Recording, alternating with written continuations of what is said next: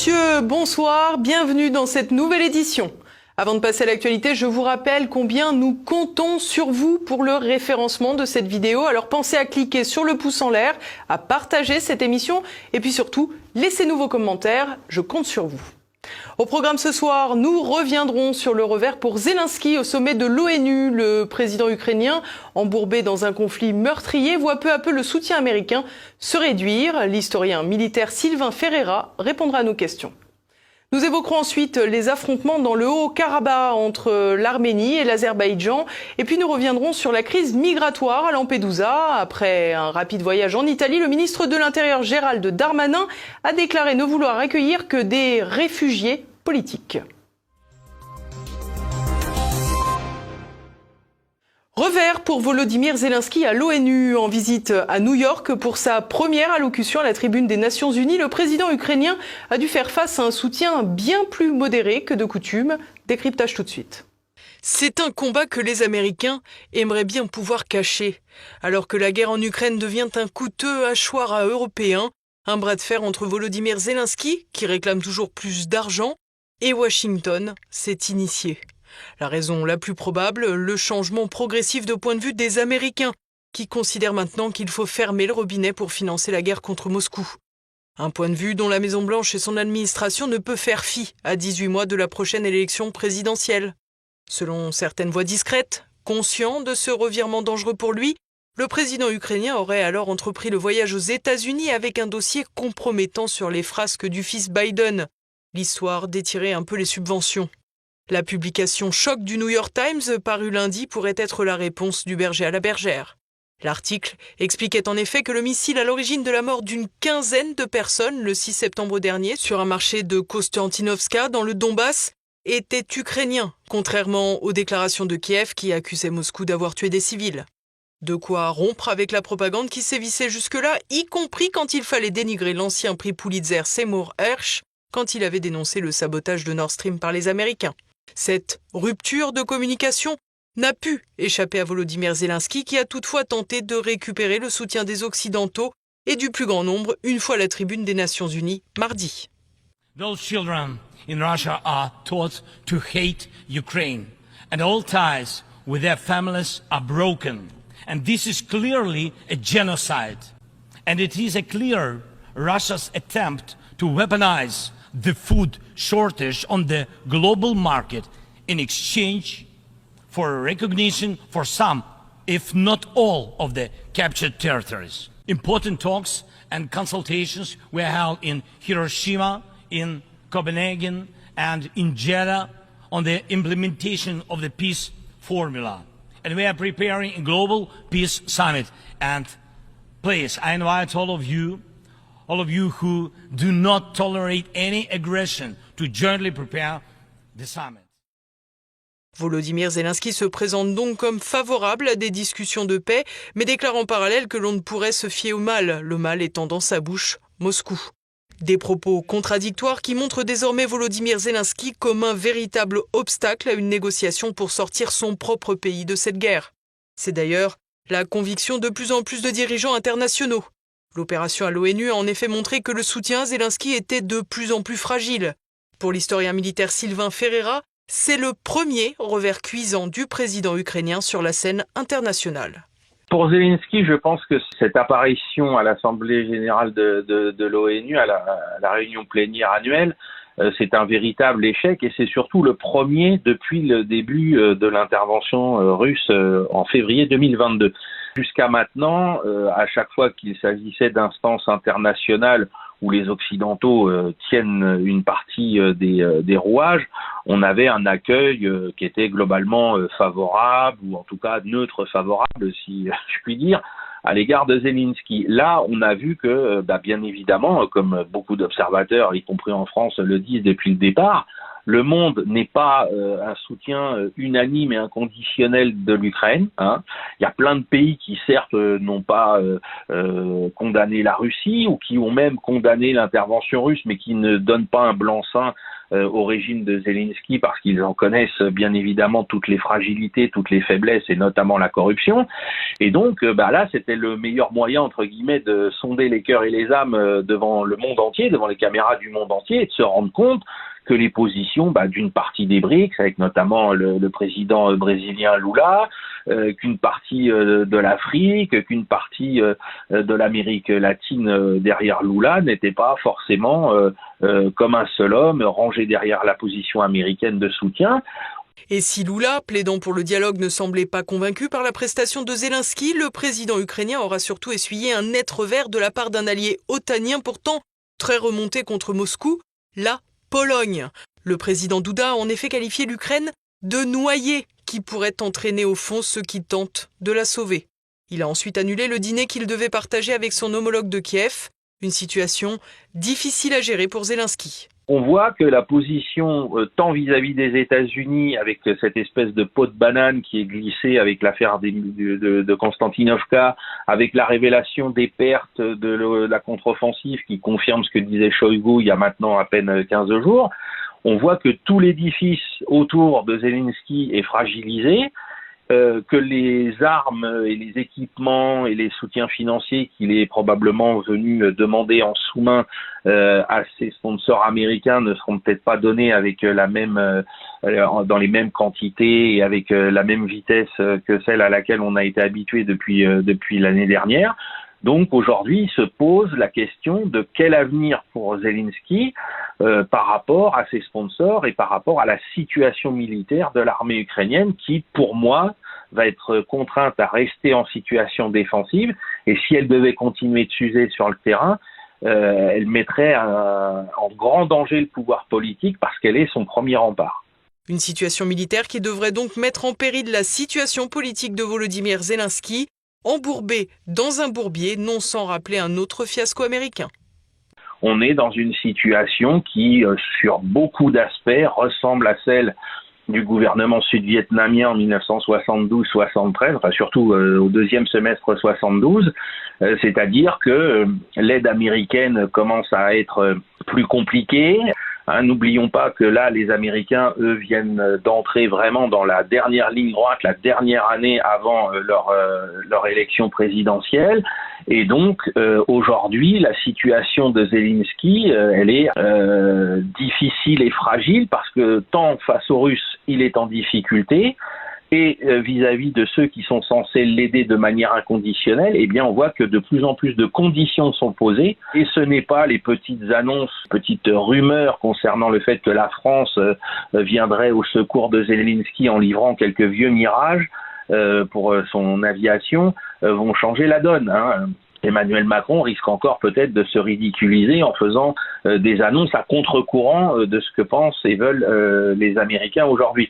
Donc pour Zelensky, je pense que lui aussi, en même temps que le compte à rebours des élections américaines a commencé, je pense que le compte à rebours vers la fin de son pouvoir politique à Kiev a également commencé et que dans les semaines ou sinon les mois qui viennent, on risque de voir son pouvoir remis en cause d'une manière ou d'une autre.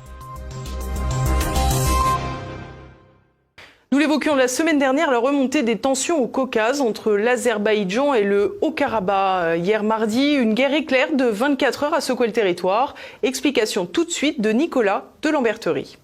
Au vu de la rapidité des événements du 19 septembre 2023, il est difficile de déterminer si on pourra un jour les qualifier de troisième guerre du Karabakh. Cette journée pourrait bien en tout cas se solder par la fin d'un conflit commencé à la fin des années 1980, avant même la disparition de l'Union soviétique. Pour rappel, le territoire du Haut-Karabakh faisait partie de la République socialiste soviétique d'Azerbaïdjan, bien que peuplée essentiellement par des populations ethniquement arméniennes. Lors de la dissolution de l'Union soviétique, au début des années 90, les Arméniens du Karabakh ont fait sécession et battu l'Azerbaïdjan. L'entité séparatiste non reconnue du Karabakh a également occupé de nombreux territoires adjacents au Haut-Karabakh, dont les populations civiles azerbaïdjanaises ont été expulsées, parfois avec brutalité. L'exode des civils azerbaïdjanais a par ailleurs provoqué de grandes difficultés dans le pays, qui a connu l'un des taux de population déplacée intérieure le plus élevé au monde. Bakou, la capitale de l'Azerbaïdjan, était d'autant moins favorable à l'idée d'abandonner ce territoire internationalement reconnu comme étant le sien, étant donné que de nombreuses populations ethniquement azéries vivent autour des frontières internationalement reconnues de l'Azerbaïdjan, ce qui donne lieu à cette plaisanterie au goût amer que l'Azerbaïdjan est un des rares pays au monde à être entouré de lui-même. En clair, dans cette situation, Bakou se retrouvait alors perdant aussi bien sur le principe de l'intangibilité des frontières que sur le principe du droit des peuples à disposer d'eux-mêmes. La situation est restée gelée pendant environ 25 ans, durant lesquels l'Azerbaïdjan s'est efforcé avec succès de reconstituer ses forces militaires et diplomatiques pour reprendre un jour le contrôle du Karabakh. Durant cette période, aucun compromis diplomatique n'a pu être trouvé entre les parties arméniennes et azerbaïdjanaises, ce qui a conduit à la situation où ce sont les armes qui ont parlé. La deuxième guerre du Karabakh, lancée à l'automne 2020, a permis à Bakou de reprendre le contrôle d'une bonne partie de l'entité séparatiste du Karabakh, qui s'est retrouvée réduite au seul territoire du Haut-Karabakh. L'avancée des négociations depuis la guerre de 2020 n'a pas été nulle, étant donné que le Premier ministre arménien Nikol Pachinian a publiquement déclaré en octobre 2022 que le Karabakh fait partie des frontières de l'Azerbaïdjan. De leur côté, la Russie, échaudée par le flirt de Yerevan avec l'Occident, et l'Iran n'ont pas émis d'opposition à ce que l'Azerbaïdjan recouvre sa souveraineté sur son territoire internationalement reconnu. La Turquie, le troisième grand acteur du Caucase, a quant à elle toujours soutenu sans réserve l'Azerbaïdjan. Dès lors, la réintégration pleine et entière du Karabakh et la dissolution de l'entité séparatiste arménienne ne semblaient plus devoir n'être qu'une question de temps. Hier matin, mardi 19 septembre, les autorités azerbaïdjanaises ont dénoncé la mort de plusieurs policiers et civils azerbaïdjanais dans l'explosion d'une mine et l'ont attribuée aux forces séparatistes. En réponse à cet événement, les autorités de Bakou ont lancé une opération antiterroriste et bombardé plusieurs sites militaires de l'entité séparatiste arménienne. Les autorités azerbaïdjanaises ont précisé que l'opération durerait tant que les combattants arméniens ne déposeraient pas les armes. À Yerevan, la capitale arménienne, le Premier ministre Nikol Pachinian a déclaré que l'Arménie n'interviendrait pas. Les seules protestations officielles ont eu lieu à Paris et du côté de Washington, ce qui a d'ailleurs donné lieu à de nombreux commentaires sur les réseaux sociaux dénonçant le double standard consistant à défendre d'une part l'intangibilité des frontières de l'Ukraine ou de la Géorgie, mais ne pas donner le même droit à l'Azerbaïdjan. De leur côté, les forces de maintien de la paix russes présentes sur place ont assisté les civils désireux d'évacuer le territoire. Au bout de 24 heures, les autorités de Khankendi, Stepanakert en arménien, la capitale de l'entité séparatiste du Karabakh, ont demandé un cessez-le-feu et accepté de négocier avec la partie azerbaïdjanaise à Yevlakh. Un cessez-le-feu est entré en vigueur à 13h heure locale, soit à peine 24 heures plus tard le début de l'opération lancée par Bakou. Devant le rapport de force militaire et diplomatique, les autorités de l'entité séparatiste arménienne du Karabakh ont de toute évidence conclu que le combat était inutile et perdu d'avance. La directrice de Russia Today, Margarita Simonian, elle-même d'origine arménienne, a publié ce matin un tweet lapidaire. Le Karabakh est terminé. Reste maintenant à voir la façon dont se dérouleront les négociations, qui pourraient durer un certain temps, notamment sur les difficiles questions du statut minoritaire des Arméniens réintégrés à l'Azerbaïdjan ou sur les questions d'amnistie judiciaire. Si la réintégration pleine et entière du Karabakh aboutit, ce sera alors le premier conflit post-soviétique à être réglé. Gérald Darmanin veut sa place sur le devant de la scène migratoire. Après un passage en Italie, le ministre de l'Intérieur a annoncé que Paris n'accueillerait que les réfugiés politiques de Lampedusa. Le point avec Olivier Frère-Jacques. Il y avait la récupération méchante, celle des droites qui disent qu'il faut stopper l'immigration, la gentille, celle des gauches qui affirment qu'il faut régulariser tous les clandestins, et nous arrivons désormais à celle qui se veut modérée et raisonnable, la récupération gouvernementale faite de en même temps. Il s'agira donc, selon Gérald Darmanin, interrogé mardi aux 20h de TF1, de ne pas accueillir des migrants, sauf des réfugiés politiques. Une position d'apparence raisonnable qui va se fracasser sur la réalité de ce qu'est un réfugié politique. Une personne se revendiquant d'une des nombreuses déclinaisons LGBT sera-t-elle considérée comme réfugiée politique si elle vient d'un pays qui ne reconnaît pas ces notions occidentales ? Comme il est impossible de vérifier l'appartenance à une telle catégorie, le filon pourrait encore une fois être largement utilisé. Précisément, le ministre a affirmé, je cite, « Si les personnes sont éligibles à l'asile, si elles sont persécutées sexuellement, politiquement, religieusement, c'est le devoir de la France, comme d'autres pays européens, de les accueillir. » Le message devrait être assez clair pour les ONG qui pourraient rapidement conseiller à leurs protégés de se revendiquer d'une orientation sexuelle folklorique permettant l'accès aux papiers. Reste que le ministre, qui se voit volontiers calife à la place du calife en 2027, a saisi l'occasion pour afficher ce qu'il nomme une position de fermeté, et cela en renvoyant la responsabilité aux autorités italiennes. Le transfuge des Républicains a en outre affirmé que Paris était prêt à aider l'Italie pour reconduire des personnes dans les pays avec qui la France a de bonnes relations. Vu l'évolution des relations avec les pays africains depuis l'arrivée d'Emmanuel Macron au pouvoir, cela devrait éviter à la République d'avoir trop de frais de kérosène dans cette opération. Par ailleurs, Gérald Darmanin soutient le pacte européen sur l'immigration qui, s'il était déjà en vigueur, contraindrait la France à l'accueil de sa part de migrants venus de Lampedusa ou de payer une lourde amende pour chaque personne refusée. Alors que Berlin avait annoncé mercredi la suspension de l'accueil volontaire de demandeurs d'asile en provenance d'Italie, Emmanuel Macron avait lui défendu un devoir de solidarité européenne avec l'Italie, une solidarité qui s'avère donc assez relative.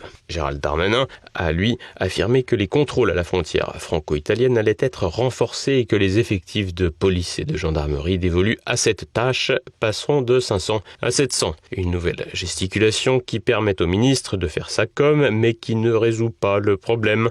En la matière, il semblerait que c'est la Commission européenne et Ursula von der Leyen qui ont la main. Elle, qui a présenté un plan d'aide en 10 points destiné à gérer l'urgence des flux migratoires vers l'Italie, avec notamment une meilleure répartition des demandeurs d'asile entre les pays européens et la facilitation des retours. Aussi imprégné du en même temps macronien, le plan de la présidente de la Commission est censé conjuguer fermeté à l'encontre des passeurs et facilitation des voies légales d'entrée dans l'espace européen pour les personnes éligibles à l'asile.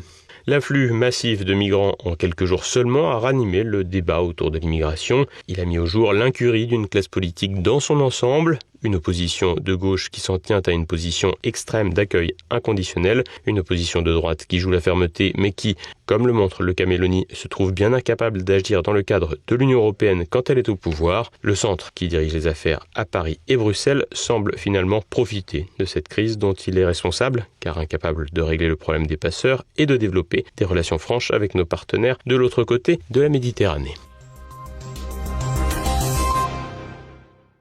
Et partons à présent faire le tour de l'actualité en bref avec Renaud de Bourleuf. Qui veut faire un électrochoc dans l'éducation nationale ?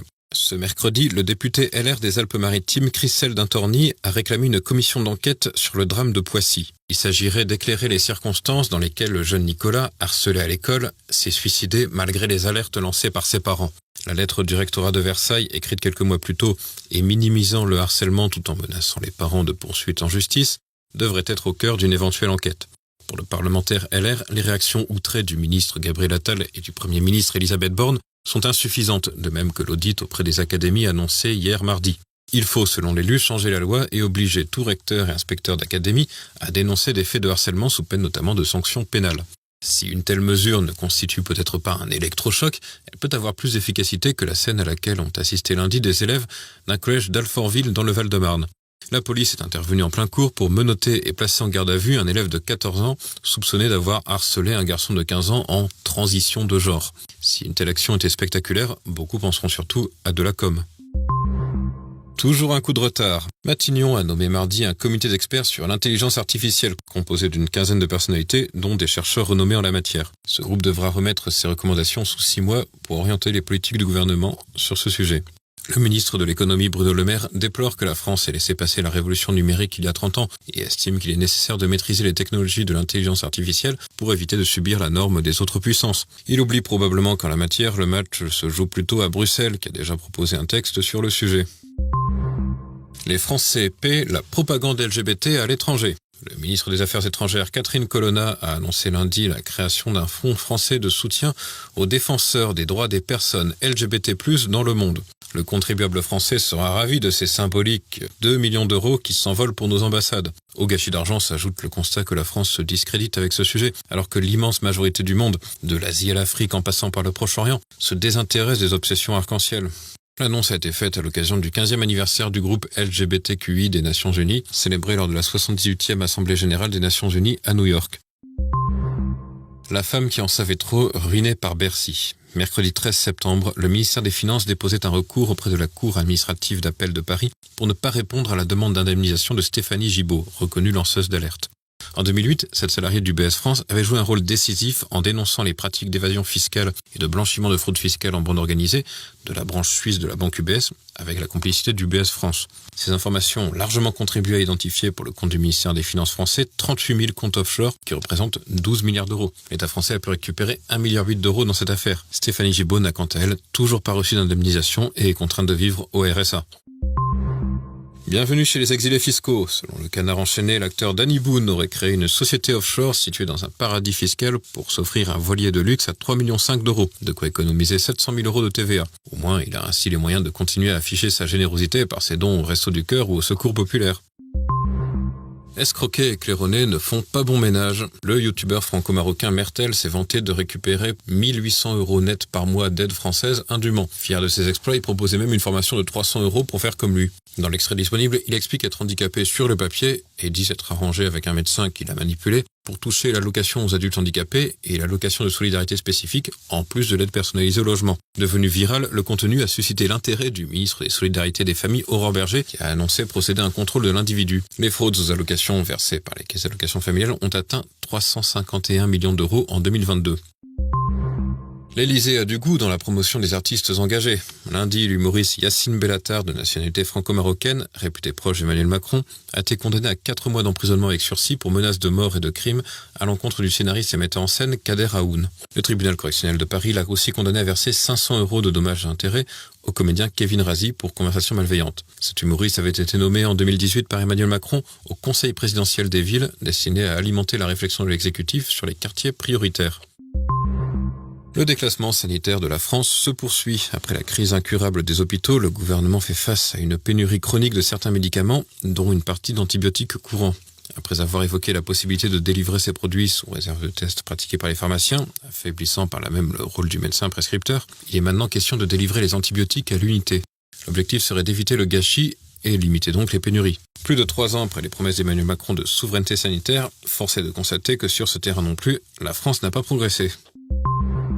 Les Anglais ont enfin franchi la Manche. Après un report de la visite royale en mars à cause des manifestations contre la réforme des retraites et des poubelles jonchant les rues de Paris, le roi d'Angleterre Charles III, déjà passé par l'Allemagne en guise de premier voyage officiel, est enfin en France.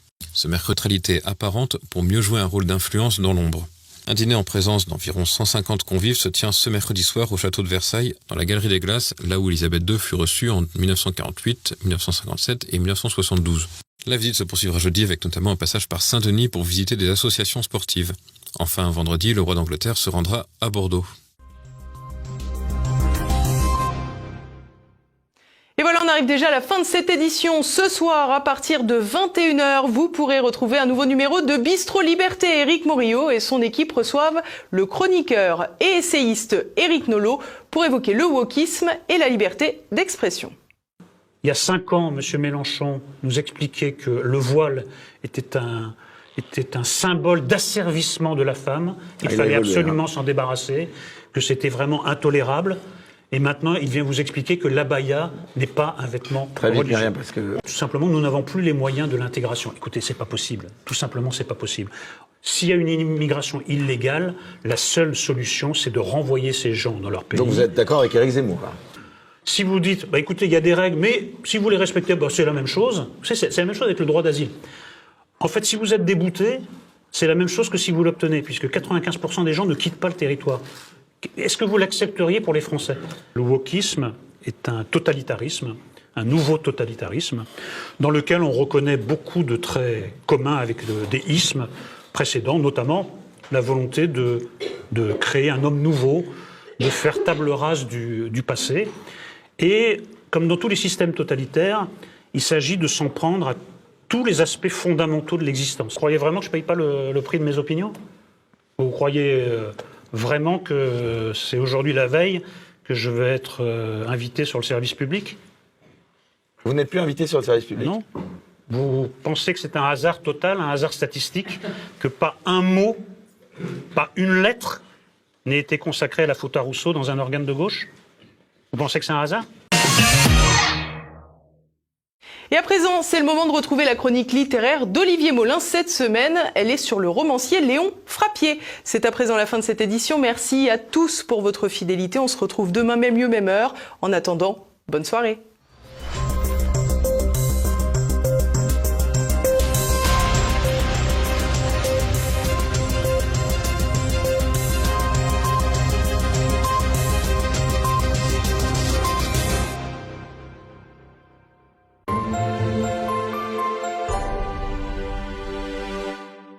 Terre de France, une collection entièrement fabriquée en France et solidaire du monde rural. terredefrance.fr